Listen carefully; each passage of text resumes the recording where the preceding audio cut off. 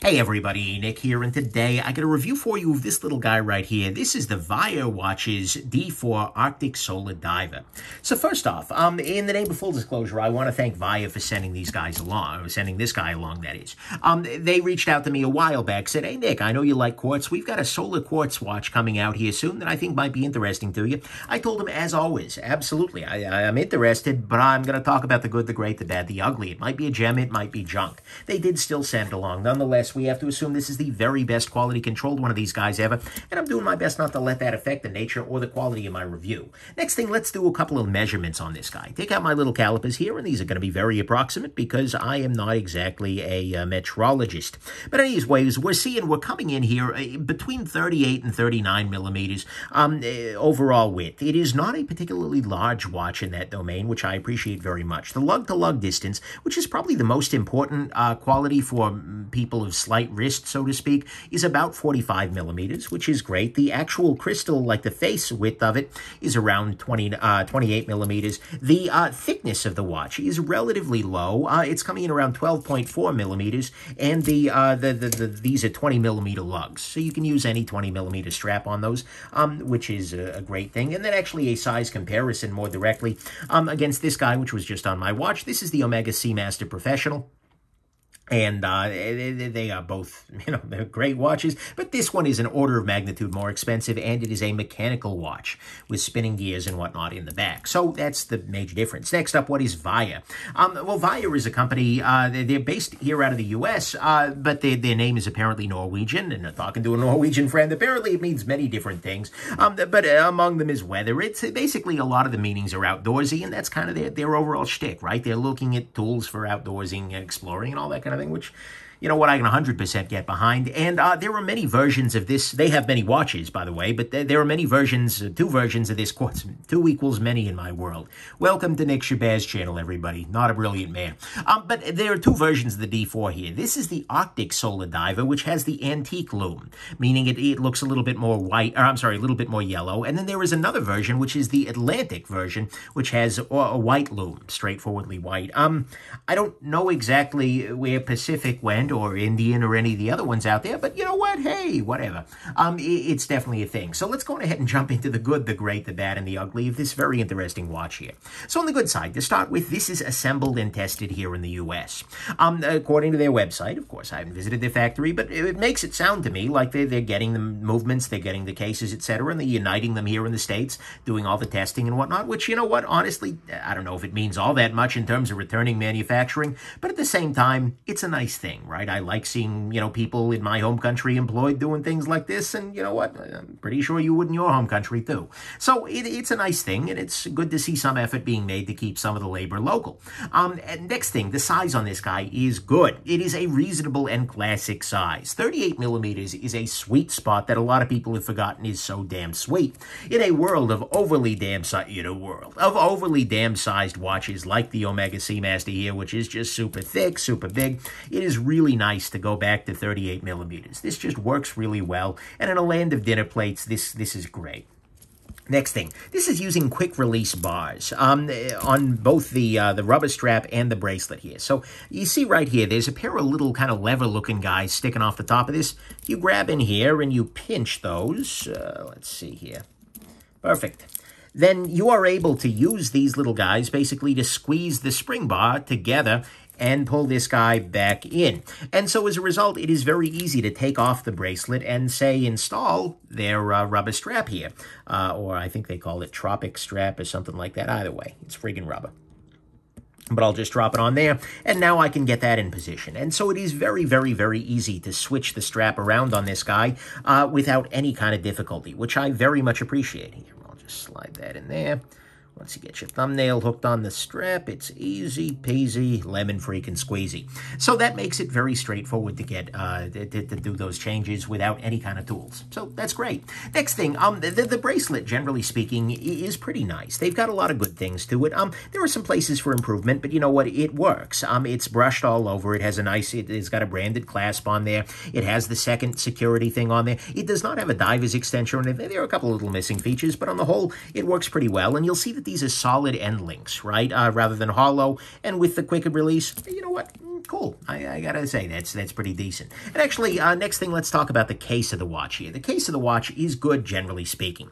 What you see here is there are some areas of it that are very brushed. There are some areas of it that are much more polished here. Oh, well, gotta clean them up a little bit here. But there are parts that are very, very polished in there, which look very nice. I appreciate. And then, you know, overall, it's a nice looking case. The back of it, the case back, looks pretty damn solid. You can see on there. Oh, here, I'll show you by just removing that and zooming in a little bit. Yeah, the case back looks good. It has the relevant facts. It's got a Japanese movement, United States assembly, Sapphire Crystal, and 20 atmospheres water resistance, which, by the way, brings me to the next two good points, which is that it has a Sapphire Crystal, which is going to be much more scratch resistant than a lot of things out there in the world, which is something I appreciate generally. And it is with, by the way, an internal anti-reflective coating, which is why you're seeing a little bit of blue to the situation. That can be good. And it is also 200 meters, that is, worth of water resistance, which basically means that you just don't have to worry about water. Even if the seals were to degrade over time, chances are it's still going to be good to go in, you know, any other place you would dive into. This is basically a dive watch. Well, it is a dive watch, and you don't have to worry about water at all with that. So that is a wonderful thing. Next thing, this does have a dive bezel. Speaking of being a dive watch, this little part out here is a turning bezel, but it only turns in this direction. So I can do this and this, and I can set this to whatever time I'd like, and that can be actually a handy thing, just generally speaking, like, you know, okay, the pizza is going to be ready when the minute hand hits this arrow, or something like that. That can be a helpful thing, but you know what, at the same time, you know, it's done well, it has a reasonable action, it's not too hard to use, it stays pretty secure. I like that. Next thing, this is a serviceable watch. The movement in here that they're identifying as a Japanese solar movement is an Epson VS22 movement. This uses a capacitor, because this is a Solar Quartz movement. That means it's charged by the sun, but it's using a capacitor that you can just buy off the shelf from places. And actually, the movement itself can be bought elsewhere, and I'm seeing them on sale for like 30 to 50 bucks. And I say that not as a downside, but that's actually a great thing. In case something does go wrong with the movement, in case you do damage, you know, you drop the watch from a high height or something like that, you can just buy a new movement and have a watchmaker put it in there. And that is a great thing. There is nothing that's going to hurt this watch so bad it can't be got running again. And it's, you know, the worst thing that can go wrong with the movement is, you know, 30 to 50 bucks away from being fixed, right? And so I appreciate very much that it is serviceable. You can replace the whole damn thing for, you know, a fraction of the cost of servicing a mechanical, which is great. It is also a very legible watch. If I zoom out a little bit here, what you can see here is it's not ambiguous what time it is. Any time of day, you just look down like, oh, yeah, that's the time. With a very legible hour hand, minute hand, and the second hand is bright white, too, which is great. I think it's very nice in that way. The price on this guy is pretty solid. It is a $300 base price, including this rubber strap here, which, by the way, is also marked with their brand name, Vaer, right over there. But including the rubber strap as well as a cloth, you know, single-pass sort of strap, which, by the way, is often referred to in the common parlance as a NATO and or Zulu strap. But anyways, there you go. If you want to get the bracelet on there, you go up to 350 bucks, but then you get the nice metal bracelet here. And then you can also get a leather strap on there for 380 bucks. But look, at 300 bucks, 350, this is up against a lot of the stuff out there from like Citizen, things like that. But it's got a different design, and it's got some nice upgrades in terms of crystal and strap options, right? A lot of those things at 300 bucks are absolutely not coming with more than one strap. They're not coming with sapphire. This is actually a pretty solid price in the quartz watch world. Then finally, on the good side, I gotta say, quartz watches are better. This is a really controversial opinion in the watch world, but let us mince no words. It is the case that, and I say this, by the way, as a guy who is literally wearing, or was wearing, a mechanical watch with spinning gears and whatnot as this review started, but quartz is just better. It is going to be more durable. It is going to be more accurate. It doesn't need to stay on your wrist 24/7 to keep running, right? You can throw this in a dark room for 6 months and you're good to freaking go. It is absolutely, you can replace the entire movement for the cost of a single service of a mechanical, right? And the Solar Quartz doesn't even have the battery's dead again thing. You're like, oh, okay, I'll throw it in the window for a couple hours, right? So unless you are absolutely in love with the romanticism of the spinning gears, which, given some of us are, We got to be real here. For most people in your daily life, quartz watches are the better choice. I've said this before, and I'll keep saying it again. I love, love, love seeing them using quartz movements in these watches. That is way too rare in the micro-brand world. So to me, on the good side, it is a quartz movement, which is just going to be better for most people. It is a solid price. It is legible. It is serviceable with a replaceable movement even. It's got a 200-meter water resist, a sapphire crystal, nice case generally, quick releases everywhere, good size, and it is assembled and tested here in the States. On the great side, this is a solar quartz movement. What I mean by that is that not only is this a quartz movement, which runs off a battery rather than the power of spinning gears, but it is actually using solar cells underneath there. Let's see if I can kind of show this off by putting a little light on the subject here. I'll zoom in a bit for you. But what you're going to be able to see is underneath there, there's sort of an area that is colored a little bit differently. You see in every freaking fingerprint ever.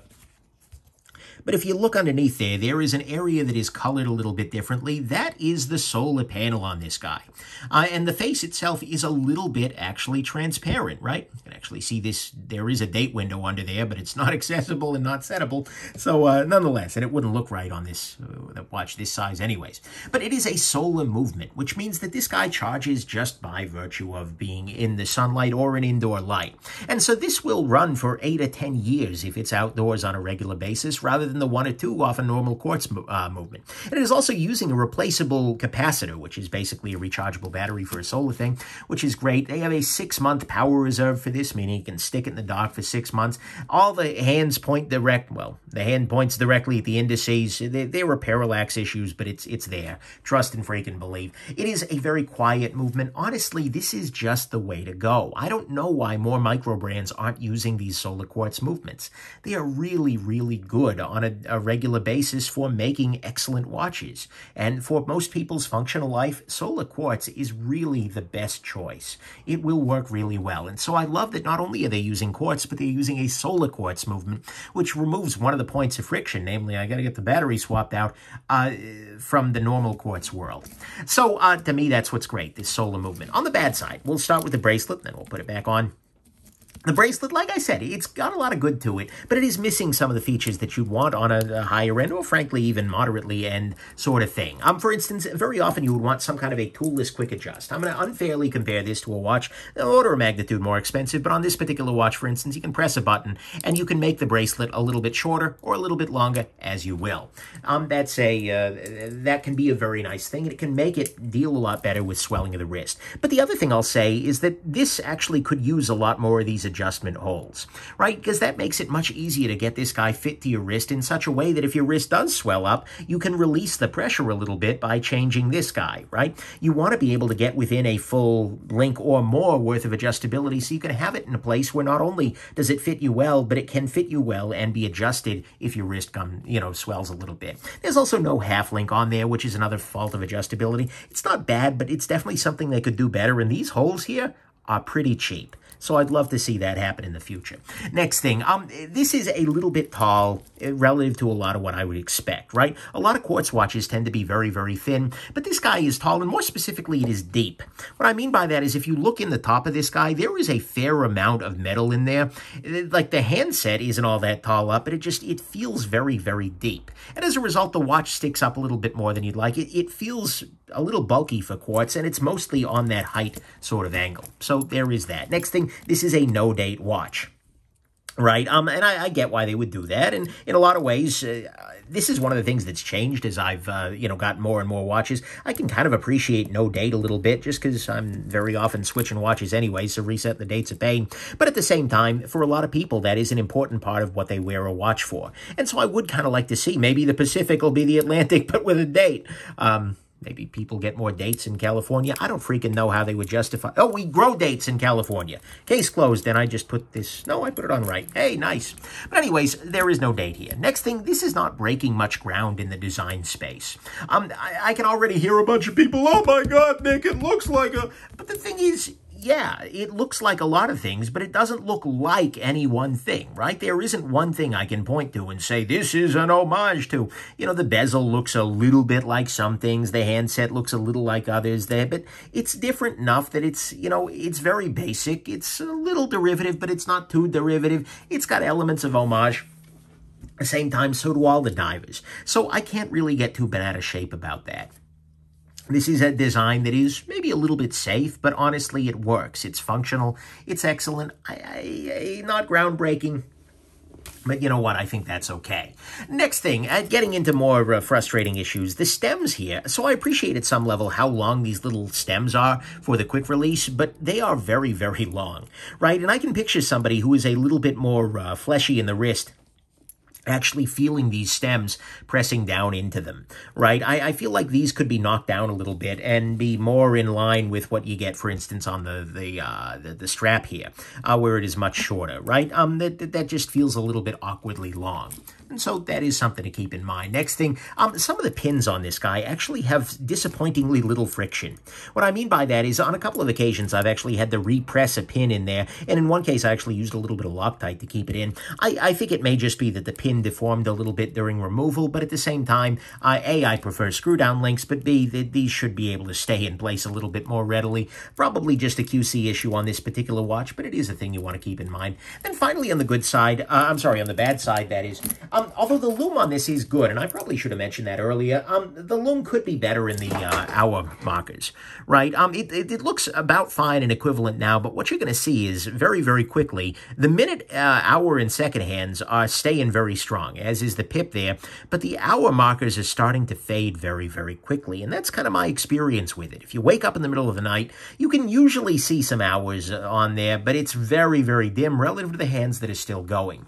And this is a dive watch, right? It is still readable, but divers want strong loom. That's a thing, right? This is a place where they could very easily do a little bit better, and it's a place where a dive watch can show credibility by really popping that loom. Load that loom up deep. That's going to be a beautiful thing, and it would make this watch just feel a little bit more like, yes, we really nailed it, if the loom were just a little bit better in those indices, right? So, to me, all of that is the bad, is that the hour marker loom is comparatively weak. Some of the pins are slippy on this one, but not the end of the world. It's got long stems for the bracelet to remove. It's not breaking much ground in the design space, although it's not too horrifyingly homage-y either. It's no date. It's a little deep for whatever reason, and the bracelet is missing some very nice quality-of-life features that are starting to slip into the lower-end brands. Not that this is particularly lower-end, but it's starting to slip in even lower than this. So they should keep that in mind. The ugly front, there's really nothing too ugly. The hour the hour marker loom is just good enough that it didn't make the cut, but at the same time, they could do it better. So let's go to the final conclusion, which is that this is going to be a pretty solid choice for a bunch of people, right? Because it's got some work in the US, if that matters to you. It's got a nice size, a quick release on the bracelet and on the straps. It's got a nice case. It's Sapphire Crystal, good water resist, easy service and replacement, good legibility, a solid price, including multiple strap options. By the way, I think I mentioned this, but the rubber strap is actually fine. It's a nice rubber strap. It's got a quartz movement, and it is actually solar, and thus even more carefree than your normal quartz movement. I love seeing those out in the world.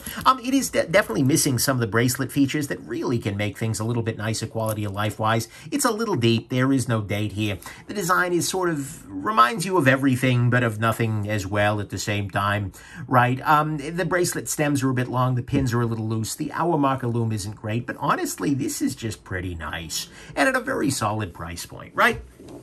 Because look, $300 is not cheap. I mean, once you get into watches, $300 is cheap, but do not get into watches. But there are a lot of quartz options below $300, but they're generally not super impressive. They're usually not solar. You can get solar under $300, but very often you're not on bracelets, so you're getting mineral crystals, things like that. You're largely looking at Citizen and Seiko brands for those that are, and both of the companies are great. They do really nice work. I recommend Citizens on a regular basis, but they've got an aesthetic that not everybody's going to love, right? And neither of them are doing sapphire crystals on this, and in many cases not even a bracelet option for $300. So I feel like this is a pretty solid value against that competition. The other competitors to this are $300 mechanical watches, which $300 is the price point at which mechanical watches begin to not be hot flaming garbage, right? You are still losing a lot of accuracy and making other compromises when you go with a budget flavored mechanical watch, but you just don't want to get a mech under like $350 or so. So I think this feels fills a really nice niche for people who want a really good watch, but they, want a really accurate one too. They want something that's going to be a better tool than a cheap mechanical watch ever will be. So I think this is actually going to be a nice home for a lot of people who are interested in having a solid watch at a pretty solid price. The main competitor for this guy, I think, is the Citizen ProMaster Diver. This is a watch that is sort of my... If somebody says, hey, Nick, I need a watch and I want to spend less than like $400, ProMaster Diver. That's what I will always say to you, because it's a really good Solar Quartz sort of watch. And you can get those for like $200 to $300, depending on the price, but it's going to be a mineral crystal. And in many cases, you're not even getting a bracelet there. And I think for a lot of folks, this design is going to be a lot more appealing because, like I said, it is reminiscent of a lot of things, but it's not homage to any of them. And I think it just is a more classic diver sort of look. So I think a lot of folks are this is going to pull a lot of folks away from the ProMaster. And given that the price is pretty competitive along with the features and whatnot, that's a great thing. So this is definitely a good watch. It's one that I'm going to recommend probably alongside the ProMaster to a lot of folks. But it's also worth remembering this isn't the only game in town. Final conclusion. At one level, this is great. I really find this to be a pretty compelling watch for this kind of price point, right? And I really hope that Vaer, as well as other brands, are using Solar Quartz more often in the future. This is a train that I think a lot of people should be on. It just works really, really well. And right now, honestly, it's a pretty great watch. It's a pretty great watch. There you go. That's how you say that word. But it could be even greater, right? I can see a bit of iteration making this a hit out of the park, sort of one watch to rule them all. If they were to do a bracelet with a little bit more quality of life features, they were to maybe shrink and pop that Loom a little bit more, oh boy, could this be amazing. Right now, it's very easy to recommend, and I probably will, and I already have been recommending it to people because it offers a pretty compelling set of features for the cost, but it also does still have strong competition. This is not going to be my one and only watch, as you probably would imagine, given that I got a lot of watches already. That's though in large part because I'm a snob, and I've got a bunch of them. I mean, it very easily could be my one watch. I wore this probably every day for 2 weeks, and you know what? I was happy with it. This could be my one and only. And if you're not as fancy as I am, if you're not after the spinny gears, then by God, this could very easily be your one watch. Although I warn you, most people buy a lot of their one watches, so do keep that one in mind. But anyways, final conclusion, if you're looking at this, if you're loving the look, you're loving the price, and you're loving the features, then you know what? I think this guy could absolutely go fire for you. Much like my mixtape, this is going to be fire. Fire, no. I don't know where else you could get this kind of value. Okay, anyways. Hope this has been interesting, that you aren't ticked off, get it, Arctic, by this review, that you have yourselves an absolutely wonderful, ticked off, because it's quartz? I didn't even mean that one. Have an absolutely wonderful rest of your day. Bye now.